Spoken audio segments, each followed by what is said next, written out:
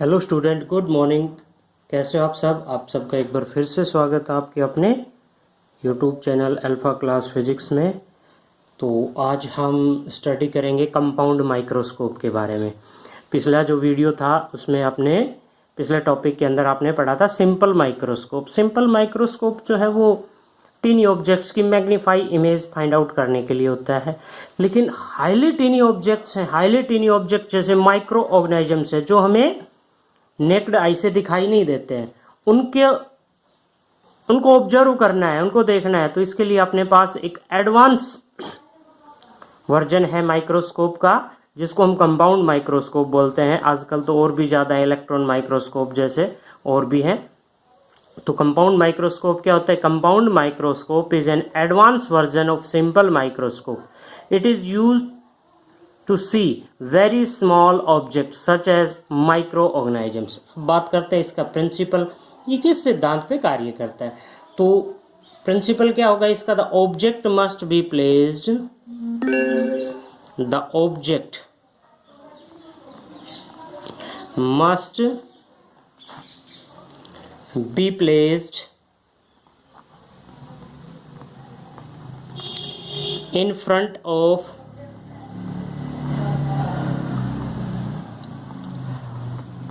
objective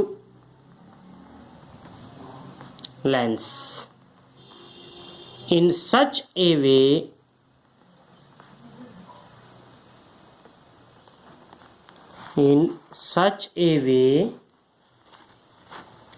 that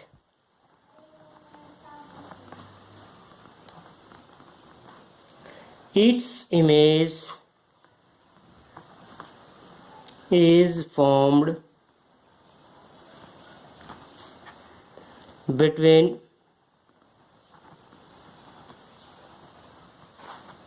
focus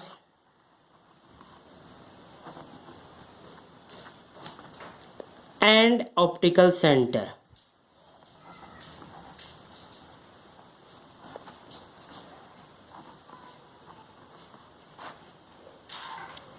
of eye lens।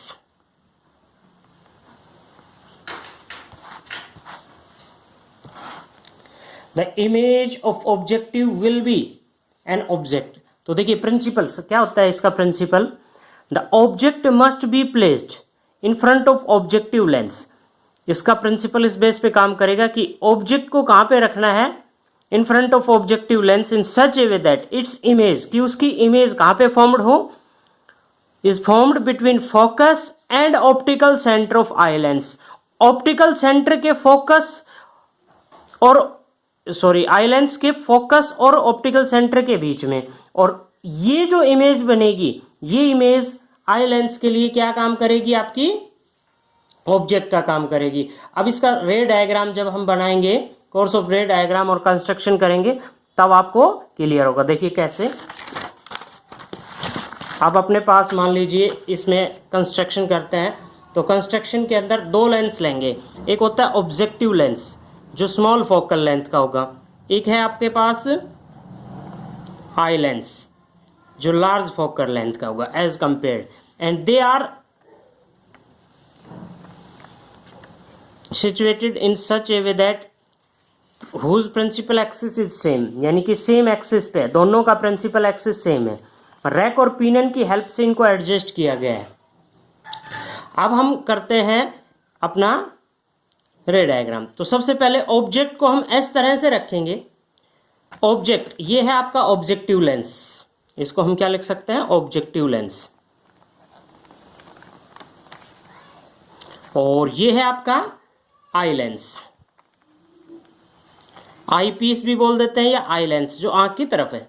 ठीक है, तो ऑब्जेक्ट को हमने रखा हुआ है कुछ इस तरह से।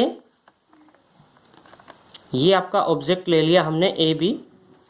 ये ऑब्जेक्ट एक रे इधर से जाती है जो कहां से पास होगी? इसके फोकस से, ऑब्जेक्टिव लेंस के फोकस से पास होगी। ठीक है, एक ऑप्टिकल सेंटर से पास हो जाएगी, और जहां पे ये दोनों मीट करेंगी,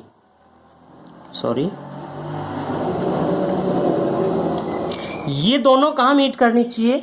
ये दोनों इस पॉइंट पे मीट करनी चाहिए जिस पॉइंट पे इस आई लेंस का फोकस, ये आई लेंस का फोकस और ये है ऑप्टिकल सेंटर, और इन दोनों के बीच में आपका ऑब्जेक्ट रखना है हमने, ठीक है।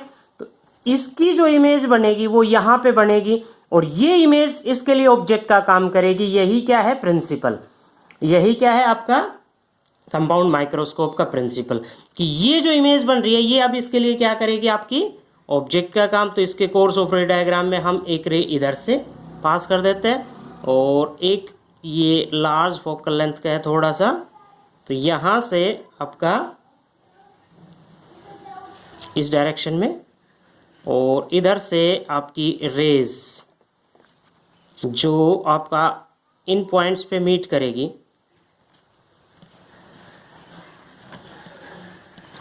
इस तरह से आप फाइनल इमेज फाइंड आउट करोगे। ये आपकी क्या होगी, फाइनल इमेज। ये फाइनल इमेज आपकी होगी A double dash B double dash. Object यहाँ पे था तो इसको हमने इस पॉइंट पे कंसिडर कर लिया, इसी तरह से ये आ गया आपका A1 कंसिडर कर लिया, ठीक है। अब हम करते हैं, ये तो हो गया आपके पास course of ray diagram A dash B dash. ये मान लीजिए यहाँ पे बीटा एंगल बना रहा है, इमेज बीटा एंगल, और ये है आपका ऑब्जेक्ट, और ये इस आई लेंस पे कितने का एंगल बना रहा है, अल्फा एंगल। अब हम मैग्नीफाइंग पावर फाइंड आउट करने के लिए, मैग्निफिकेशन क्या होता है, angle subtended by image to the angle subtended by object, tan alpha by tan beta, जैसे हमने सिंपल माइक्रोस्कोप में पढ़ा था। ओके, अब ट्राइंगल्स ले लेते हैं। In triangle A double dash B double dash O E, ये क्या है, optical centre of eye lens. तो इसमें tan अल्फा किसके, tan beta is equal to हो गया आपका A double dash B double dash upon में B double dash O E, perpendicular upon में base. Similarly in triangle A1 B double dash O E, तो इसमें आप tan alpha की value find out करते हैं। tan अल्फा is equal to A1 B double dash upon में B double dash O E, दोनों की वैल्यू को हम पुट कर देते हैं। m is equal to magnification या मैग्नीफाइंग पावर किसके इक्वल होगी आपकी, इन दोनों की वैल्यू बीटा और tan अल्फा की वैल्यू इस इक्वेशन में हम पुट करते हैं। तो देखिए A double dash B double dash A double dash किसके इक्वल हो गया। अब इसको हम, आपके पास ये वाली जो वैल्यू है दोनों के अंदर सेम है, ये कट हो जाएगी tan बीटा और tan अल्फा के अंदर, जो बचता है हम वो लिख देते हैं A double dash B double dash upon में A1 बी डबल डैश। ये क्या हो गया, ये ऑब्जेक्ट का साइज है और ये क्या है, इमेज का साइज। ये ऑब्जेक्ट का साइज है, ये इमेज का साइज। अब इसमें यदि मैं क्या करूं, मल्टीप्लाई कर दूं, ए डैश बी डैश से मल्टीप्लाई कर दिया और ए डैश बी डैश से डिवाइड कर दिया, तो इसमें क्या हुआ, तो इस सिचुएशन में हम क्या करेंगे कि A double dash B double dash upon में ए डैश बी डैश यहाँ लिख दिया हमने, और इसको हमने इसके नीचे ले लिया ए डैश बी डैश अपॉन में A1 बी डबल डैश। अब इसको अगर हम ध्यान से ऑब्जर्व करेंगे तो देखिए ये क्या था आपका ऑब्जेक्टिव लेंस की इमेज और ये आई लेंस की इमेज। तो ये ऑब्जेक्टिव लेंस की जो इमेज है आई लेंस के लिए ऑब्जेक्ट का काम कर रही है, इसको हम क्या लिख सकते हैं, मैग्नीफाइंग पावर, या ये कहे मैग्निफिकेशन ऑफ आई लेंस। और ये किसका काम कर रहा है आपका, ये है आपका ऑब्जेक्ट और ये इमेज, ये ऑब्जेक्टिव लेंस की। तो ये आ गई आपके पास मैग्नीफाइंग पावर, ये क्या आ गई आपके पास, मैग्नीफाइंग पावर।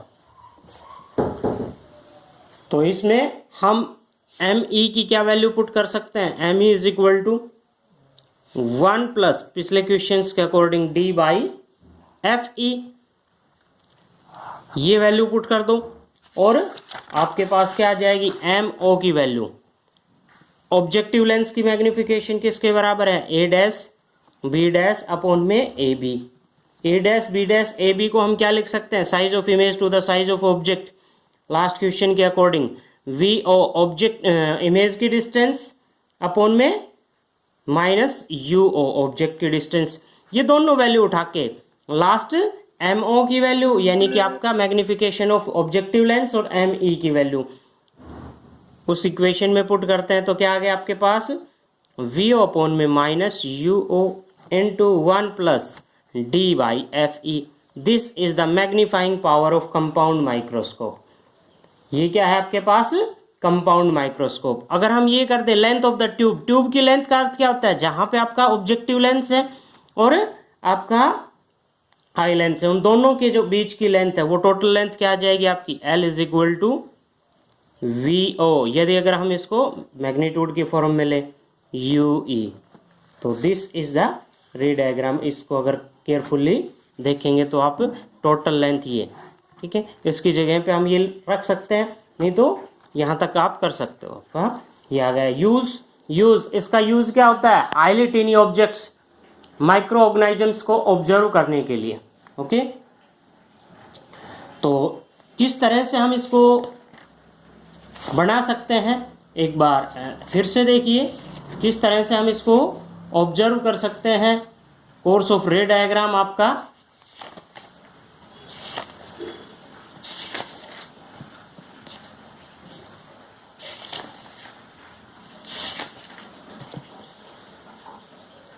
तो देखिए आपका कंपाउंड माइक्रोस्कोप का कंपाउंड माइक्रोस्कोप में कैसे हम बनाएंगे, स्टेप टू स्टेप आपको दिखाते हैं। देखिए सबसे पहला स्टेप फर्स्ट है आपका how to draw the diagram of compound microscope. Compound microscope को कैसे ड्रा किया जाता है, तो सबसे पहले हम ऑब्जेक्टिव लेंस लेंगे एक सिंगल, ये ऑब्जेक्ट रखा, एक रे पैरेलल जाती है प्रिंसिपल एक्सिस के, एक को हमने ऑप्टिकल सेंटर से पास कर दिया विदाउट डाइवर्टिंग। अब ऑप्टिकल सेंटर से पास कर दिया, ये जो रे जाएगी यहां से जो पास होगी फोकस से, और इन दोनों रेज को जहां मीट करके दिखाना है वहां पे आपकी बनेगी इमेज, किसकी, ऑब्जेक्टिव लेंस की इमेज। ऑब्जेक्टिव लेंस की इमेज को हमने ड्रा कर दिया इस तरह से, ठीक है। अगले में क्या करेंगे हम virtual inverted image find out कर लेंगे। वर्चुअल इन्वर्टेड इमेज A'(B') किसकी, ये आई लेंस की वर्चुअल फाइनल इमेज है ये, ठीक है। अगले स्टेप के अंदर हम क्या कर देंगे, इससे एक बिल्कुल रे स्ट्रेट में इधर खींचेंगे। दूसरे स्टेप के अंदर हम क्या करेंगे कि यहां से एक लाइन ड्रॉट की और इस लाइन को आगे मिला दिया। फिर हम ड्रा करेंगे आपके पास इन तीनों लाइन को यहां पे मीट करेंगे, ये आपकी फाइनल इमेज बनेगी। इन तीनों लाइन को यहां पे डॉट करने के बाद ये स्टेप टू स्टेप है आपका, आप आई लेंस बनाओगे। आप आई लेंस बना दिया इस तरह से, फाइनल इमेज ये फाइंड आउट की इस पॉइंट पे, और यहां पे आप एक आंख का चित्र बना के दिखा दोगे, आंख का फाइनल डायग्राम यहां पे आप बना के दिखा दोगे। इस तरह से आप स्टेप टू स्टेप जब बनाओगे तो आपका पूरा कंपाउंड माइक्रोस्कोप का डायग्राम क्लियर हो जाएगा। ओके।